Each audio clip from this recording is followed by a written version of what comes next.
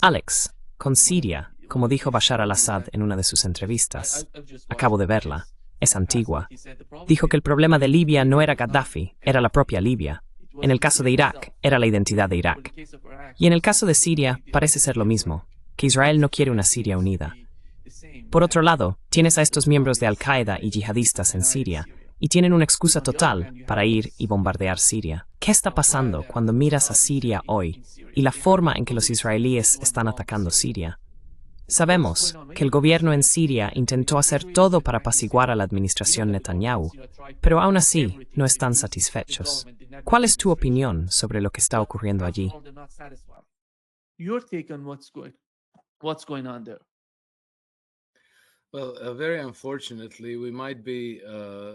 Bueno, muy lamentablemente, podríamos estar ante una escalada, una mayor escalada militar en Siria, que podría envolver a toda la región. Esto, ya sabes, favorece al bando que prefiere el caos, y la estrategia del caos ha sido durante mucho tiempo el método preferido de política exterior del Imperio Occidental. Aquí, los principales culpables con una larga tradición histórica de hacer esto serían las antiguas potencias coloniales europeas, Gran Bretaña y Francia. Former European colonial powers, Great Britain and France. And they essentially created the mess that is. Y esencialmente crearon el caos que ahora sigue supurando y estallando en un conflicto mayor. Y eso es el Acuerdo Sykes-Picot de 1916, que estableció divisiones arbitrarias en todo el mundo árabe que atravesaban territorios tribales y sectarios, casi deliberadamente, para mantenerlos desunidos, seguir enfrentándolos entre sí y dominarlos de esta manera. Ya sabes, es el enfoque sencillo de divide y vencerás, y me parece que todavía lo siguen haciendo. Y, por supuesto, luego en 1917 tuvimos la Declaración Balfour y el inicio de la fracción de Israel, que de nuevo completamente de Londres. La preparación ya ha comenzado a finales del siglo XIX. Luego tuvimos la Declaración Balfour y en 1948 la creación de Israel.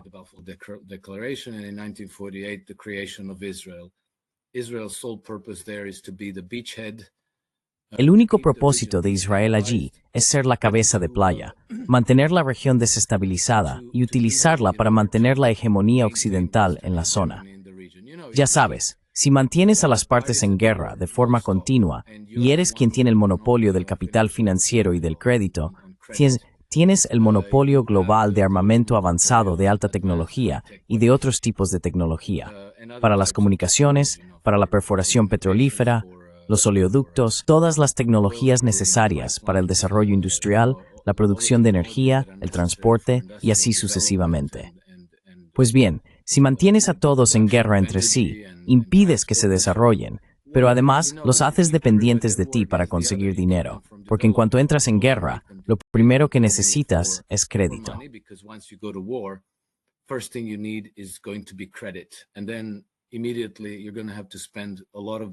Y luego, inmediatamente, vas a tener que gastar gran parte de ese crédito, si no todo, en armamento, que de nuevo vas a comprar a BAE Systems y otras empresas similares, que son algunos de los principales comerciantes de armas en Oriente Medio. Así que esta táctica de dividir y conquistar, este constante avivamiento de la guerra y las escaladas, proviene en última instancia de Londres y también de París. Y todavía tenemos su presencia militar y naval. Barcos franceses, barcos estadounidenses, barcos británicos. Pero la diferencia ahora es que Trump está intentando sacar a Estados Unidos de esa región. Sé que no lo parece, porque mucha gente interpreta las acciones de Trump de forma totalmente opuesta. Pero cuanto más observo los acontecimientos y la política en Estados Unidos, más convencido estoy de que Trump en realidad está intentando sacar a Estados Unidos de estas aventuras imperiales.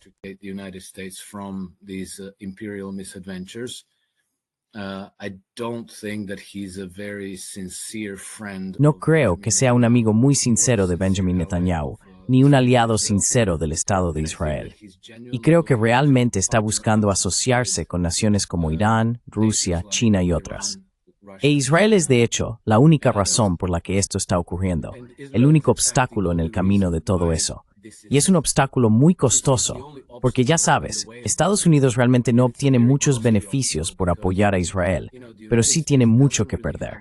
Ya sabes, lo mantiene en guerra. Lo mantiene constantemente en riesgo de verse arrastrado a un atolladero, especialmente contra Irán. Y ese sería un atolladero que Estados Unidos no tiene ninguna posibilidad de ganar.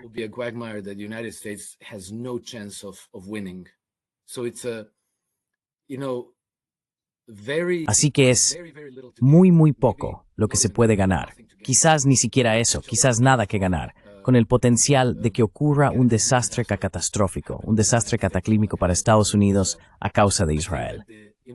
Creo que la lógica de todo esto es tan obvia y tan directa que lo único que impide que Estados Unidos cambie completamente su alianza, sus lealtades, es este bloque político muy fuerte, muy poderoso, que son los judíos sionistas en Estados Unidos y los cristianos evangélicos, quienes por razones muy extrañas e irracionales están completamente y fanáticamente entregados al Estado de Israel. Creen que de alguna manera es bíblico, es profético, es el Armagedón, que será la segunda venida de Cristo, que será la llegada del Mesías.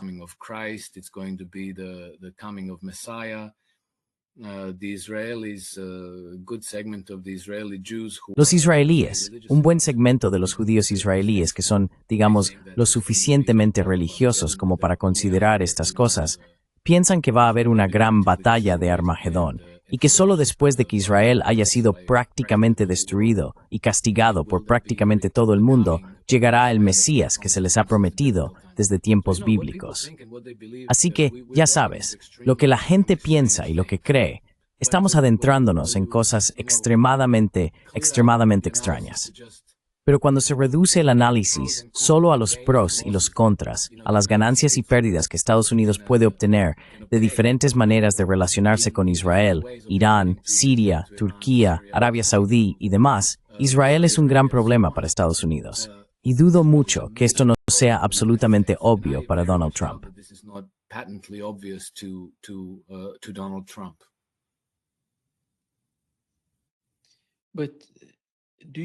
Pero ¿crees que de alguna manera está tratando con Netanyahu? ¿Está intentando apaciguar a Netanyahu de algún modo? ¿O su administración está intentando apaciguar a Netanyahu? Por lo que hemos visto hasta ahora, ¿cómo ves la relación entre ambas administraciones?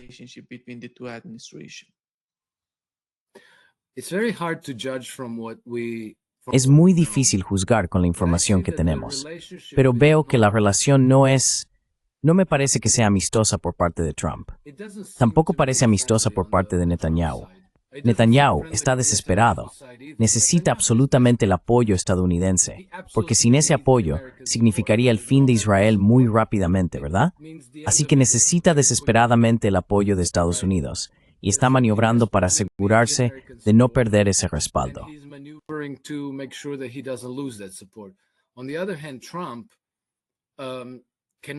Por otro lado, Trump no puede mostrarse hostil hacia Israel, aunque ya sabes, de Trump hemos recibido señales diferentes. Recuerda cuando Jeffrey Sachs, hace unos meses, publicó un video en X, donde decía que Benjamin Netanyahu es un hijo de puta profundo y oscuro, y luego Trump volvió a publicar esto en una de sus publicaciones. Y vimos que cuando Trump fue e hizo una gira por Oriente Medio, se saltó Israel.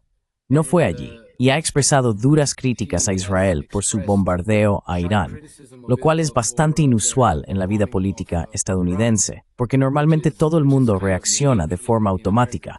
Haga lo que haga Israel, Israel tiene derecho a defenderse. Eso es lo único que vas a oír.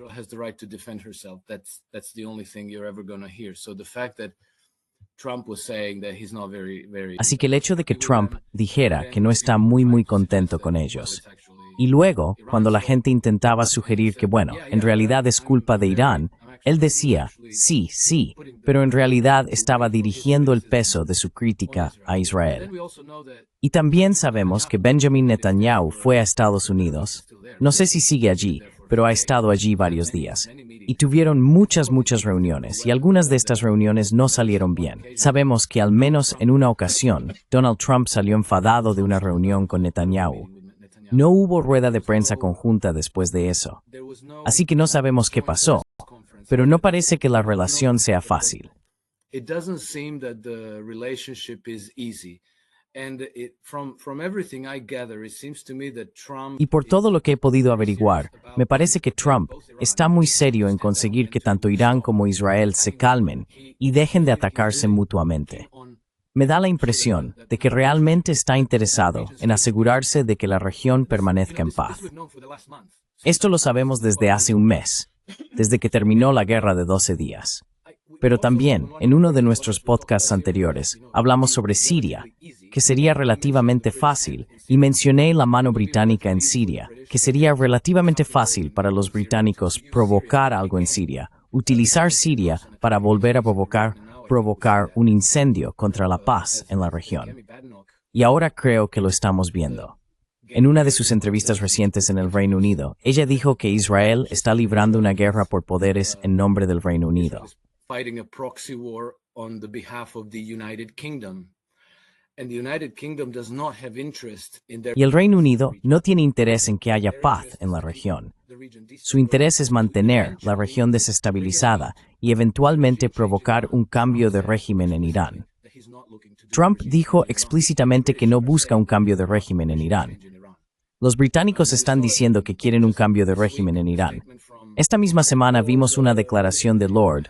¿Cómo se llama? Tengo que buscarlo. Lord Beamish, que fue y dio toda una declaración sobre por qué Irán es una gran amenaza para Gran Bretaña, para el pueblo británico y para los intereses británicos. Y siempre es ese lado el que está agitando las cosas en Oriente Medio, como hacen en otros lugares, como hacen en Ucrania, como se están preparando para hacer en los Balcanes. Y creo que Trump en realidad está intentando hacer algo completamente diferente.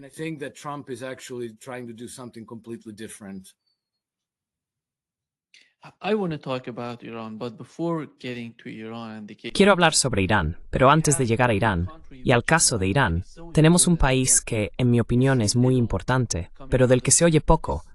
No hacen más que crear caos. Se llama Turquía. ¿Azerbaiyán? No, estoy hablando de Turquía.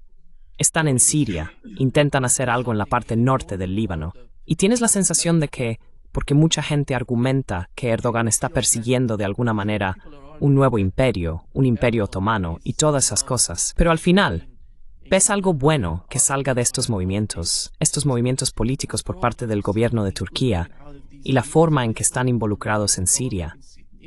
No intentan hacer nada positivo, considerando lo que está ocurriendo en Gaza. Solo palabras vacías y hablar sobre la situación.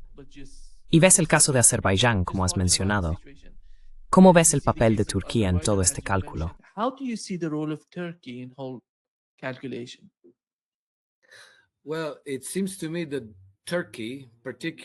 Bueno, me parece que Turquía, en particular Erdogan, el Estado profundo turco y el aparato de inteligencia, está alineada con la política exterior británica, contribuyendo a la desestabilización de la región.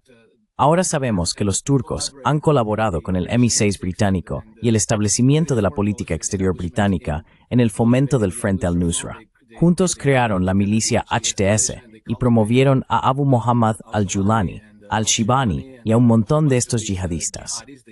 De alguna manera los han reetiquetado como reformistas, como un nuevo frente democrático en Siria, y así sucesivamente, y los han presentado al mundo de esa manera. Sabemos que los turcos se han encargado de HTS desde el aspecto militar estratégico, pero la parte de relaciones públicas la han gestionado los británicos. Ahora bien, ¿cómo se ha llegado a esto?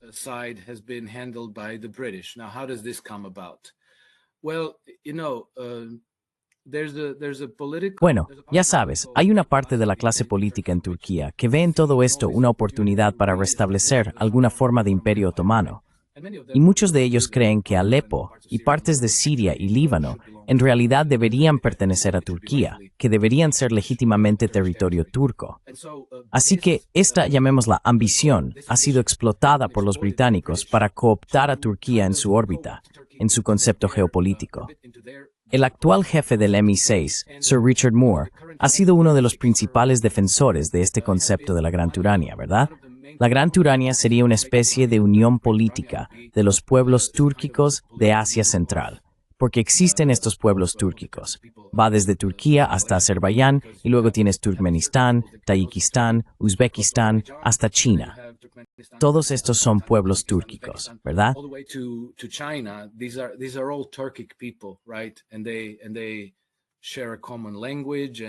Y comparten un idioma común y una cultura común, y así sucesivamente. Por lo que para Erdogan, como legado político, sería atractivo emerger como un gran unificador de los pueblos túrquicos y crear esto. Si esta entidad se extiende a lo largo de la mayor parte del continente euroasiático, es una posición muy poderosa en la que estar. Porque aquí es donde la iniciativa china de la Franja y la Ruta tiene muchas de sus rutas de transporte que son extremadamente importantes para los planes estratégicos de China y para los rusos. El corredor internacional de transporte norte-sur, que va desde el Océano Índico hasta el Mar Báltico, también atravesaría esta gran Turania. Así que es una forma muy eficaz para los británicos, para el Imperio Occidental, de descarrilar a China, Rusia y los BRICS, todo el enfoque de los BRICS hacia el terreno internacional.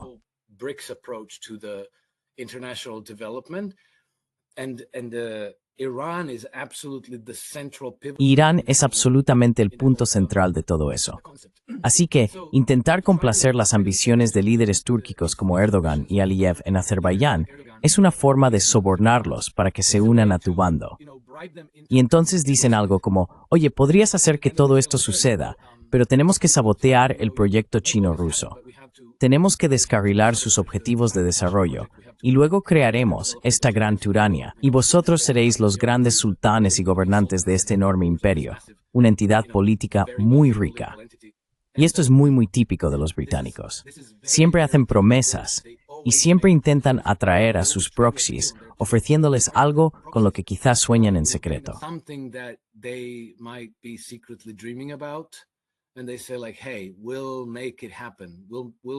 Y dicen algo así como, oye, lo vamos a lograr, te ayudaremos a conseguirlo, y tú nos vas a ayudar cambiando el régimen en Irán, debilitando a Rusia, apoyando a Ucrania, descarrilando este corredor norte-sur, particionando Irán, quizá ya sabes, separando Teherán de la costa del Caspio, y así sucesivamente. Así que de ahí viene todo esto, Nima. Pero ya sabes, esto está bastante claro, aunque sospecho que no es una carta especialmente fuerte para jugar, porque si lo fuera, no esperarían al momento de absoluta desesperación para jugarla. Porque, ya sabes, el descarrilamiento de la integración euroasiática, de Rusia y de la iniciativa de la Franja y la Ruta, se suponía que iba a lograrse imponiendo una guerra proxy a través de Ucrania contra Rusia.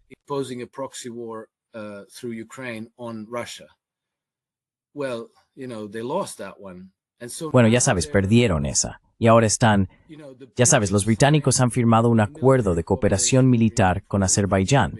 Recientemente enviaron un agregado militar a Bakú por primera vez en la historia. Y luego, creo que fue el mes pasado, o en mayo, firmaron un acuerdo de cooperación militar con Kazajistán. ¿Por qué necesita Kazajistán tener un acuerdo de cooperación militar con los británicos? No lo entiendo, pero sí sé por qué a los británicos podría interesarles empezar a desarrollar su red de inteligencia entre los servicios de seguridad de Kazajistán, porque se están quedando sin el último ucraniano.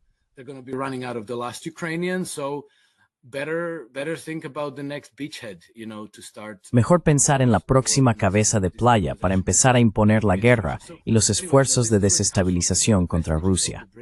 En fin, de ahí viene todo esto. Son los vestigios del sistema imperial británico. Londres sigue muy interesado en perpetuar todo eso. Así que, activando sus redes en Turquía, HTS, ya sabes, tomando el control de Damasco. Vanessa Beeley, que ahora está en Líbano pero solía ser corresponsal en Damasco, dijo que todos los hoteles de 4 estrellas en Damasco están llenos de agentes británicos, ya sean ONG, contratistas privados o directamente personal del Foreign Office. Los británicos están por todas partes en Damasco ahora.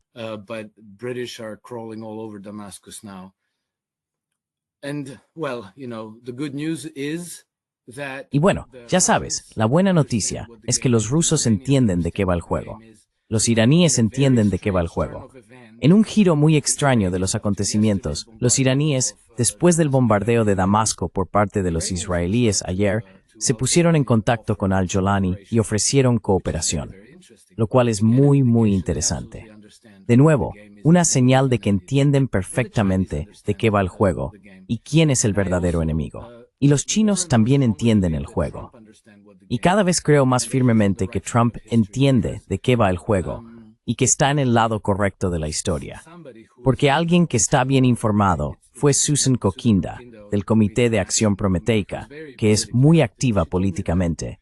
Me dijo que en una reciente reunión de gabinete sobre todos estos acontecimientos en Oriente Medio en Washington, Trump en varias ocasiones durante la reunión se esforzó en llamar a los enemigos de Estados Unidos, Irán, Rusia, China, nuestros supuestos enemigos.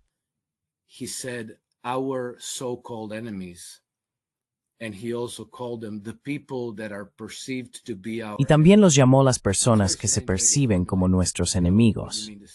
Es una forma muy extraña de formular lo que quieres decir, pero está muy claro que él no acepta que Irán sea un enemigo de Estados Unidos, que Rusia sea un enemigo de Estados Unidos, que China sea un enemigo. Él entiende quién es el verdadero enemigo. Y todo esto son malas noticias para el Imperio Británico no muerto, porque ahora tienen una constelación muy poderosa de potencias regionales alineadas en su contra. Y saben cuál es el juego, y todo el asunto británico depende de personas con un control muy frágil del poder.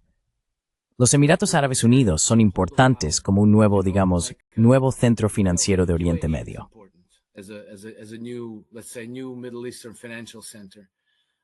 Qatar es importante como una nueva, llamémosla, sede de fuerzas especiales de inteligencia para el Imperio Occidental. Damasco es ahora importante, ¿pero qué? Damasco está gobernada por un extranjero impuesto por los turcos y los británicos. Eso no va a llegar muy lejos. Israel es importante, pero Israel está en su agonía final. Y luego tienen un gobierno en Líbano que realmente no cuenta con el apoyo del pueblo. Y Hezbollah sigue siendo fuerte, se niega a desarmarse y sí cuenta con el apoyo popular.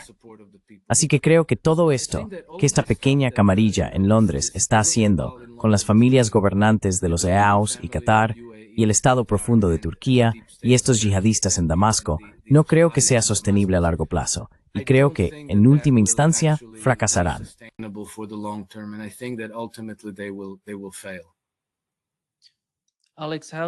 Alex, ¿cómo ves el papel de los británicos en los estados árabes, especialmente en Qatar? ¿Crees que están desempeñando el mismo papel?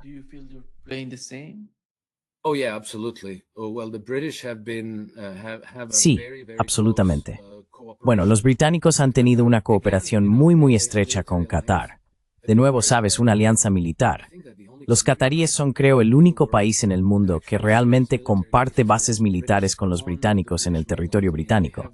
Tienen 2 bases militares en Inglaterra, donde entrenan a sus pilotos. Así que los pilotos militares cataríes están siendo entrenados en el Reino Unido y tienen una cooperación de inteligencia muy estrecha con los cataríes, las agencias de inteligencia cataríes, con las agencias de inteligencia británicas, y coordinan juntos la política exterior. Recordemos que cuando ocurrió el ataque del 7 de octubre de 2023 en Israel, fue en cierto modo coordinado con el liderazgo de Hamas, que también está siendo mimado con lujos en Qatar, ¿verdad?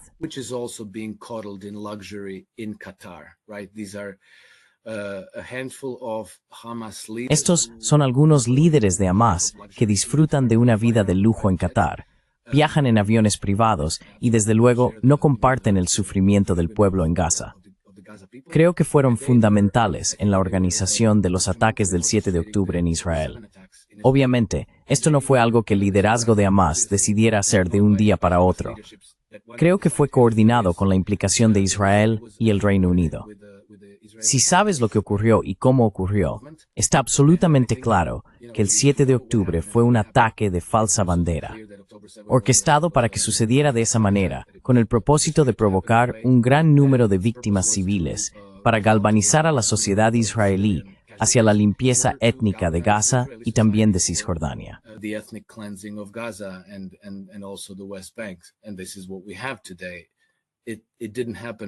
Y esto es lo que tenemos hoy. No ocurrió al azar. Se hizo para que sucediera así. Y también debemos recordar siempre que una de las personas que ha estado profundamente involucrada en todo lo relacionado con Oriente Medio, porque el imperativo británico no es solo defender su hegemonía en la región, sino llevarla al nivel que tenían durante sus días coloniales, ya sabes, en el siglo XIX, antes de la Primera Guerra Mundial. Uno de los proyectos clave ha sido Tony Blair, ha sido gobernador en las sombras. No aparecen denuncias. Back in the shadows. He's not in the news. He's not out making statements about. Él no está haciendo declaraciones sobre Al-Jolani o sobre Irán, pero se puede ver que está involucrado. Y su ex jefe de gabinete, Jonathan Powell, está profundamente implicado en la creación de redes con los grupos yihadistas que ahora han tomado el control de Siria, y también en su rebranding para que ante el público occidental parezcan muy razonables. Si vas a la reunión de Davos este año, en 2025, Tony Blair, de hecho, entrevistó a Faisal Mekdad, el actual ministro de Asuntos Exteriores de Siria. Lo entrevistó en Davos en el Foro Económico Mundial. He interviewed him in Davos at the World Economic Forum, and al-Shibani gave all these. Y al-Shabani dio todas estas respuestas que te hacían pensar, vaya, este es un joven realmente agradable. Respuestas tan razonables. Quiero decir, quieren democracia, quieren empoderar a las mujeres, te juro que esto formaba parte de la conversación. Quieren libertad y prosperidad para el pueblo sirio, y paz y estabilidad en la región. Vamos, ¿quién no querría llevarse a este chico a casa y presentárselo a sus hijas, verdad? Maravilloso. Simplemente maravilloso.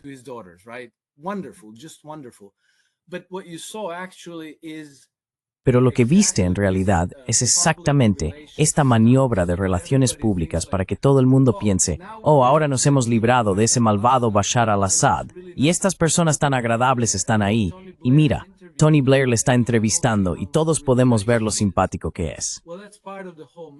Bueno, eso forma parte de todo el entramado, ¿sabes? Porque probablemente el público más importante para todo esto es de hecho el público occidental.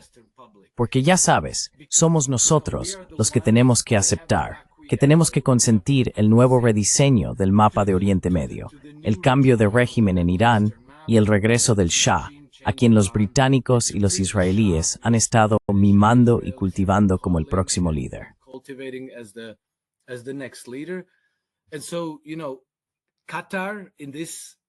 Así que ya sabes, Qatar en toda esta ecuación es el importante, ¿cómo lo llamas? Algo así como el centro de inteligencia, diplomacia y fuerzas especiales de la región. Pero ya sabes, el problema es que Qatar es un país insignificante. Puede ser eliminado fácilmente, y son un irritante terrible para los iraníes. Y también son un irritante terrible para los propios saudíes. Los saudíes odian a los qataríes. Y ya sabes, ahora no están tomando medidas, pero podría ocurrir fácilmente que las circunstancias en la región cambien. Y ya sabes que Mohammed bin Salman y el liderazgo iraní digan, vale, vamos a limpiar esto. Y entonces ya no habría Qatar, muy fácilmente. ¿Sabes quién los va a defender? Nadie podrá defenderlos.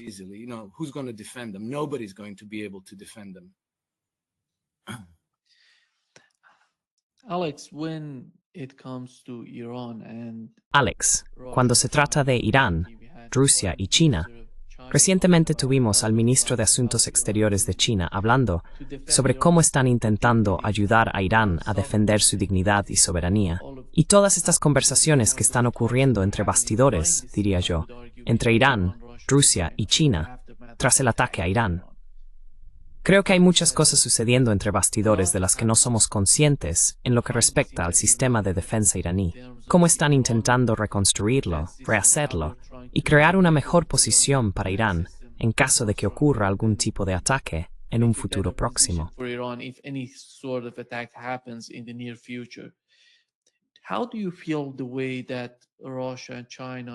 ¿Qué opinas sobre el comportamiento de Rusia y China tras el ataque a Irán? Por otro lado, tuvimos fuentes israelíes, no sé si viste el artículo en Axios, que hablaban de cómo, entre bastidores, Putin está intentando convencer a los iraníes de que acepten el enriquecimiento cero. Los iraníes no están contentos con el apoyo que recibieron de Rusia durante la guerra con Israel, Están intentando enturbiar todo lo relacionado entre Irán y Rusia. Trasuricha into business units. Puedes las fuentes del Israel es muy interesante.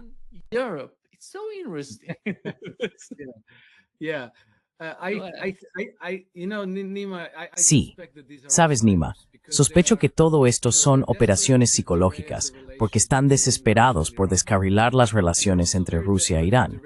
Y también están muy desesperados por descarrilar las relaciones entre Rusia y Estados Unidos, porque quieren aislar a todo el mundo y quieren que todos hablen solo con ellos.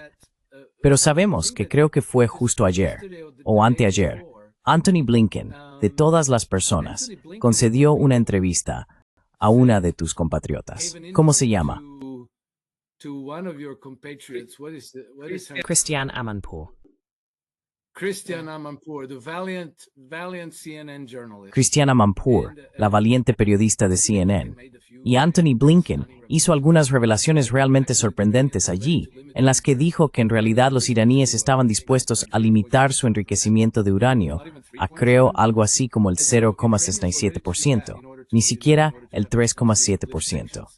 Así que si los iraníes estaban dispuestos a hacer eso para lograr la paz y levantar las sanciones, ¿cómo es que acabamos metidos en todos estos problemas? Alguien ha utilizado un engaño contundente para impulsar esta iniciativa de cambio de régimen contra Irán. Y creo que, de nuevo, tenemos que colocar al Reino Unido en lo más alto de la lista de sospechosos.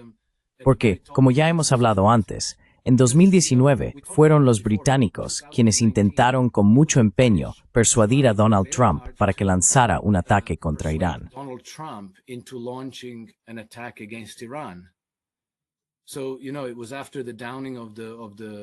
Así que ya sabes, fue después del derribo del Reaper, creo, o de uno de esos grandes drones que los estadounidenses vuelan sobre el estrecho de Hormuz, los iraníes lo derribaron.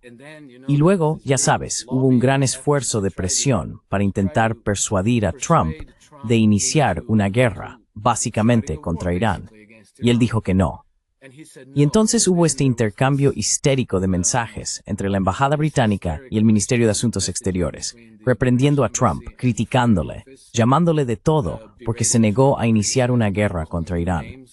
Pero fueron los británicos quienes querían que esa guerra ocurriera y quienes montaron todo este frente diplomático contra Trump para persuadirle de hacerlo.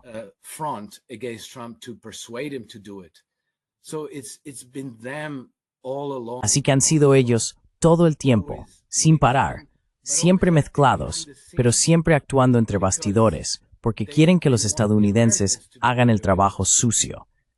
Y luego, cuando los estadounidenses hacen el trabajo sucio, los británicos a menudo aparecen y fingen ser muy críticos con los estadounidenses por el uso de la fuerza. Dicen que no deberían hacer eso, que es terrible, que es horrible. Pero luego dicen, estamos aquí para ayudar, vamos a traer paz y estabilidad, y vamos a liderar las negociaciones. Por cierto, vamos a encargarnos nosotros mismos. Vamos a negociar algún tipo de acuerdo pacífico, porque lo nuestro es la diplomacia, y sentarnos a la mesa a hablar. Pero siempre es el mismo instigador.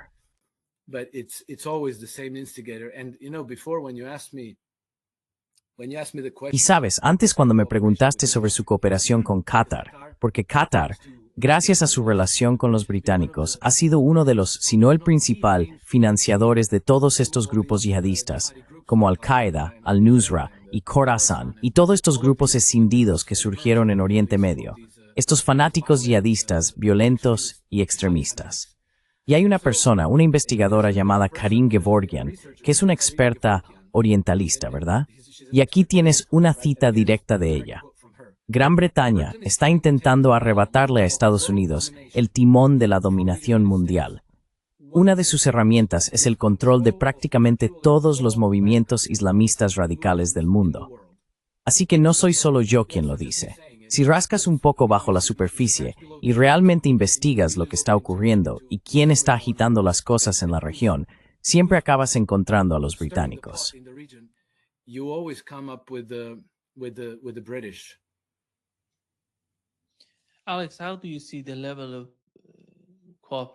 Alex, ¿cómo ves el nivel de cooperación entre Irán, Rusia y China tras dos ataques?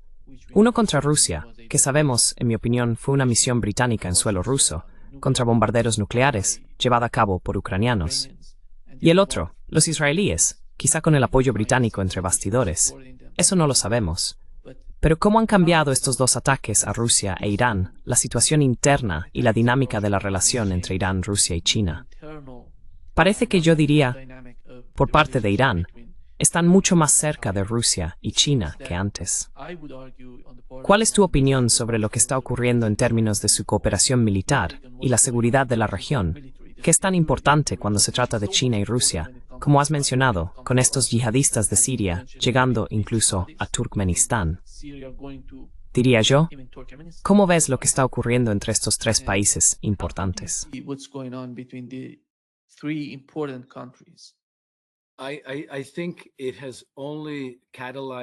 Creo que esto solo ha catalizado una cooperación más estrecha y una alianza más cercana entre los tres, porque dependen mucho unos de otros. Sabes, si por ejemplo hubiera un cambio de régimen en Irán y Occidente lograra imponer al Shah y el Shah luego realineara Irán con Israel y Occidente, eso supondría el fin del corredor internacional de transporte norte-sur, que es muy importante estratégicamente para Rusia, y también es una parte integral de la iniciativa de la Franja y la Ruta, así que en ese sentido, también es extremadamente importante para China. Además, conecta a la India con el noreste de Europa y el noroeste de Rusia. Así que para todos, excepto el Imperio Occidental, esto es muy importante. Ahora, quien entienda esto, comprende que no necesita pruebas adicionales en forma de bombas israelíes y estadounidenses.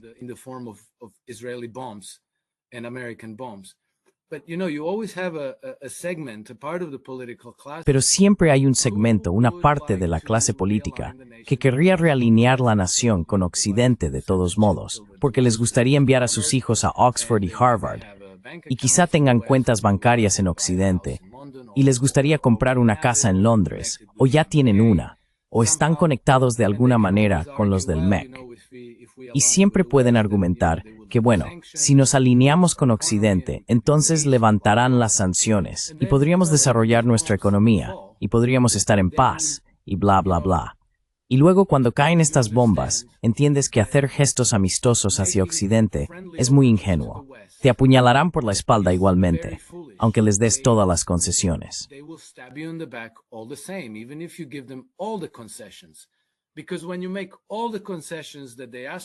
Porque cuando haces todas las concesiones que te piden, entonces van a decir, vale, espera un momento, vamos a ver sobre eso. Y luego volverán con más exigencias. No van a decir, bueno, si has aceptado todo esto, entonces somos los mejores amigos para siempre. Podemos levantar todas las sanciones, podemos ser amigos y aliados, vamos a invertir en tu país, vas a recibir todo tipo de capital para el desarrollo, y así sucesivamente. Nunca ocurre así, siempre vuelven con más exigencias. Y lo han hecho. Ya sabes, sea cual sea la crisis a la que te enfrentes, si analizas la historia, siempre es lo mismo. Ya sabes, en 1938, la crisis de los Sudetes entre Alemania y Checoslovaquia por la región de los Sudetes en el oeste de Checoslovaquia fue igual.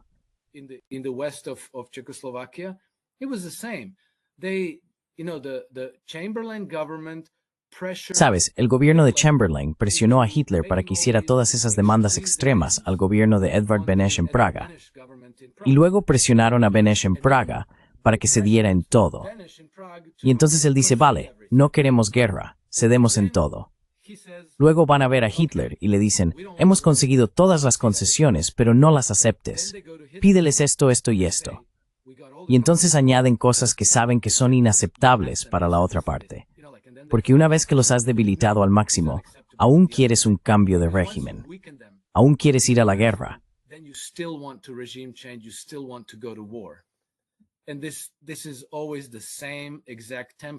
Y este es siempre exactamente el mismo patrón. Ahora bien, si entiendes dónde están las líneas de fractura, cómo están trazadas y de qué trata realmente la guerra, y siempre vuelvo a lo mismo de George Soros, es una guerra entre dos sistemas de gobierno. Comprendes que la guerra es existencial para Rusia, pero también lo es para Irán y para China, porque si Occidente lograra un cambio de régimen en Rusia, entonces, del mismo modo en que han utilizado a Ucrania como un proxy contra Rusia, convertirían a Rusia en un proxy contra China. then they would weaponize Russia as a proxy against China. And so once you understand that, then you know that.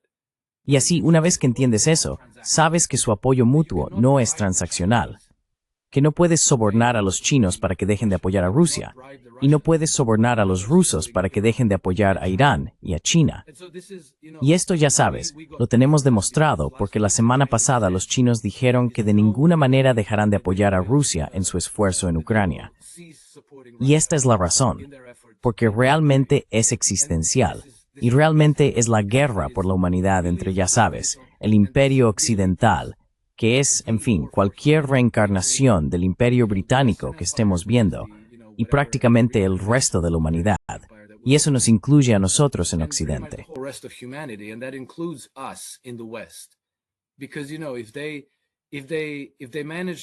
Porque ya sabes, si logran alcanzar su objetivo de dominación global, supongamos que eliminaron a todos sus rivales, que cambiaron el régimen en Rusia, que cambiaron el régimen en Irán, que cambiaron el régimen en China, bueno, entonces su próximo objetivo seríamos nosotros.